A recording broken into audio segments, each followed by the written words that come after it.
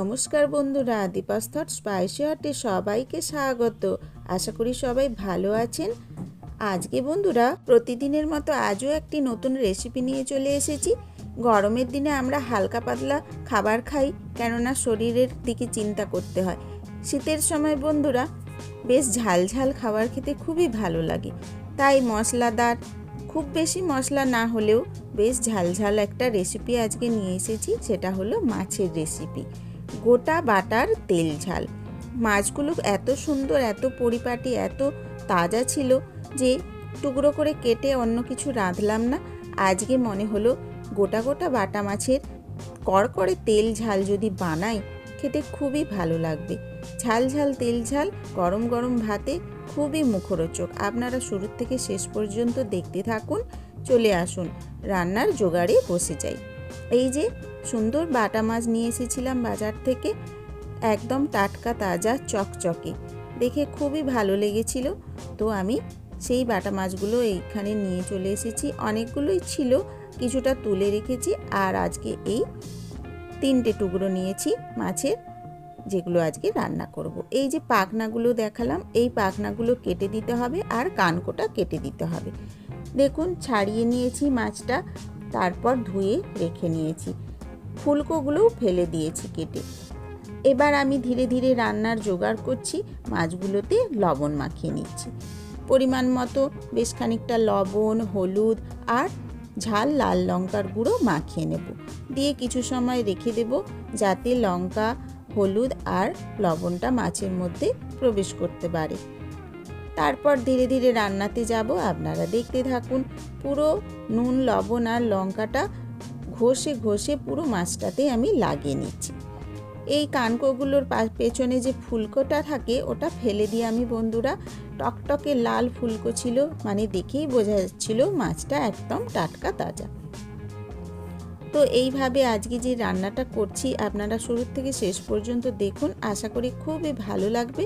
আর বাড়িতে এইভাবে বানিয়ে খাবেন। এই শীতের সময় গরম ভাতে এই রেসিপিটি যে বানিয়েছিলাম, খেতে অপূর্ব সুন্দর হয়েছিল। তো তারপর আমি কি করলাম, গরম করে নিলাম কড়া। আর এই কড়ার মধ্যে আগে আমি ওই মাছেরই কিছুটা তেল বেরিয়েছিল, সেটা ভেজে বাটিতে তুলে রেখেছিলাম। ওই তেলের মধ্যে একটু ভালো সর্ষের তেল আবার যোগ করে দিলাম। তারপর এই মাছগুলো একে একে ভাজতে দিচ্ছি। খুব সুন্দরভাবে কড়কড়ে করে ভাজা করে নেব। রেসিপিটি যদি ভালো লেগে থাকে আপনারা একটি করে লাইক দিয়ে দেবেন প্লিজ। আর আত্মীয় স্বজন, বন্ধুবান্ধব সবাইয়ের কাছে বেশি বেশি করে শেয়ার করে দেবেন, সবাই তাহলে রেসিপিটি দেখতে পাবে।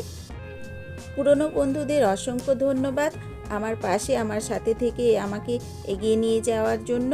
আর যারা একেবারে নতুন বন্ধু, তারা প্লিজ আমার চ্যানেলটিকে সাবস্ক্রাইব করে দেবেন, বেল নোটিফিকেশন লাগিয়ে নেবেন অল অপশানে ক্লিক করে। মাছের একটা পাশ যখন ভাজা হয়ে যাবে, তখন ঘুরিয়ে উল্টে পাল্টে আরেকটা পাশও ভালোভাবে ভেজে নেব। তো ভাজা হয়ে গিয়েছে, আমি পাত্রে তুলে রেখেছি মাছগুলো। তারপর ওই তেলের মধ্যে আবার একটু ভালো সর্ষের তেল দিয়ে দিলাম। এইবার তেলটা যখন একটু গরম হয়ে যাবে, তখন একে একে উপকরণ যোগ করতে থাকব। তেল এখন বেশ গরম হয়ে গিয়েছে। তেলের মধ্যে আমি দিয়ে দিলাম সামান্য একটু চিনি। এই চিনিটা কিছুটা লাল হবে, মানে সোনালি সোনালি আভা হয়ে এলেই আমি একে একে সমস্ত উপকরণ দিতে থাকব। এই চিনিটি দেওয়ার কারণ হলো যে সামান্য লালচে আভা এলেই যে রান্নাটি হবে, শেষ পর্যন্ত রান্নাটি সুন্দর একটি রং দেবে। এই জন্যই আমি প্রথমে একটু চিনি দিয়ে দিই। তো বন্ধুরা, সোনালি আভা এসে যাওয়ার পরেই আমি পেঁয়াজ বাটাটা দিয়ে দিলাম। দিয়ে খুন্তির সাহায্যে ভালোভাবে নেড়ে নিচ্ছি আর ভাজা ভাজা করে নিচ্ছি। অবশিষ্ট পেঁয়াজ বাটাটাও দিয়ে দিলাম। দিয়ে তারপর ভালোভাবে নাড়িয়ে চাড়িয়ে পেঁয়াজটাকে ভাজা ভাজা করতে থাকবো। বন্ধুরা, পেঁয়াজটা যখনই বেশ ভাজা ভাজা হয়ে যাবে, তখনই দিয়ে দিলাম আদা বাটা। আদাটা দিয়েও একটু ভালোভাবে নাড়িয়ে নিচ্ছি। এইভাবে বাটনাটা বেশ ভাজা ভাজা কষা কষা হবে, একে একে উপকরণ যোগ করতে থাকবো। এই যে বেশ অনেকটাই ভাজা হয়ে এসেছে, বাটনাটা কমে এসেছে, কড়ার থেকে তেল ছেড়ে এসেছে। দেখুন বন্ধুরা, পুরো তেলটা কেমন ছেড়ে গিয়েছে আর রান্নাটি অনেকটাই হয়ে এসেছে। এবার আমি যোগ করব পরবর্তী উপকরণ, সেটা হলো টমেটো বাটা। টমেটো বাটাটা দিয়ে আবার ভালোভাবে একটু নাড়িয়ে নেব। বেশ আরও কিছু সময় রান্না হতে দেব, যাতে টমেটোর কালারটা একটু চেঞ্জ হয়ে যায়, পাকা হয়ে যায়, মানে রান্না হয়ে যায়। টমেটোটা খুব টকটকে লাল ছিল, তারপরে যখন মশলার সাথে ভাজা হবে আরও কালারটা সুন্দর হবে। আর এখানে বেসিক মশলাগুলো মানে নুন, হলুদ, চিনি আর 2 রকম লঙ্কা, একটি ঝাল লাল লঙ্কা আর একটি কাশ্মীরি লঙ্কা, যেটা রান্নার রঙটা অনেক সুন্দর দেবে। সেই সমস্ত উপকরণগুলো একসাথে দিয়ে দিলাম। এবার সমস্ত বাটনাটা খুব ভালোভাবে কষিয়ে নেব। ধীরে ধীরে কষাবো, আঁচটা মাঝারি আঁচে রেখে। এরপর দেখুন অনেকটা সময় রান্নার পর আমি আবার দেখাচ্ছি, এখানটায় হয়ে এসেছে। টমেটো সমস্ত মশলাগুলো ভালোভাবে কষিয়ে কড়ার থেকে একেবারে তেলটা ছেড়ে এসেছে। এই সময় আমি ওই বাটনা ধোয়া টমেটো ধোয়া যে বাটিটা ছিল তার সামান্য জল দিয়ে দিলাম।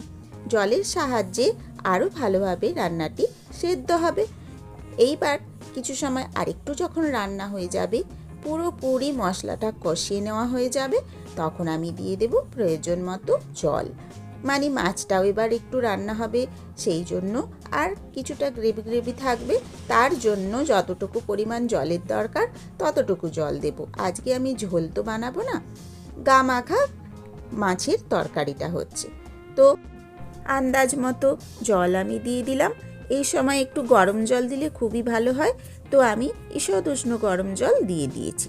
এইবার কি করব, এবার এই যে মশলাগুলো ভালোভাবে জলটার সাথে ঘেঁটে ঘেঁটে সমান করে নিলাম, যাতে চটপট ফুটে যায়। দেখুন ফোটা শুরু হয়ে গিয়েছে।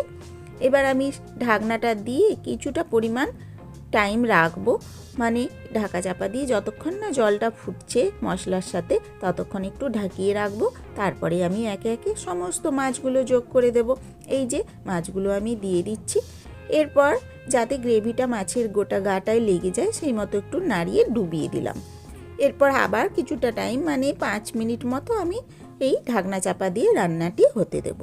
হয়ে গেল, 5 মিনিট পরে খুলে নিলাম। এইবার দেখুন কেমন সুন্দর হয়েছে।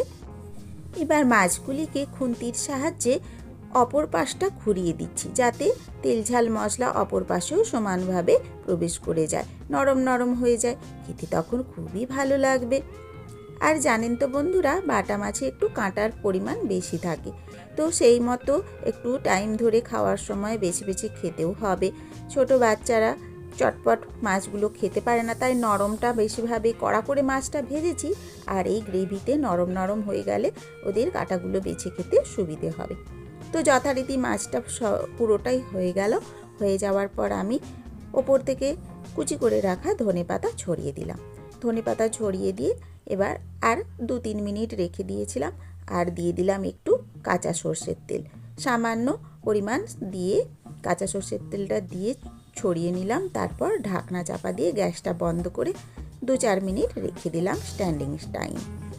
এবার সুন্দরভাবে পরিবেশনের জন্য রেডি হয়ে গিয়েছে মাছগুলো। এই যে ছবিতে আমি দেখে নিচ্ছি কেমন দেখতে হয়েছে সম্পূর্ণ রান্নাটা হওয়ার পর। বন্ধুরা, আজকের রেসিপিটি যদি আপনাদের ভালো লেগে থাকে আমায় কমেন্টসের মাধ্যমে জানাবেন, আর এই পদ্ধতিতে বানিয়ে একবার খেয়ে দেখবেন, আশা করি খুবই ভালো লাগবে। তো আজকের মতো টাটা বন্ধুরা, নতুন রেসিপি নিয়ে আবার হাজির হব। ধন্যবাদ।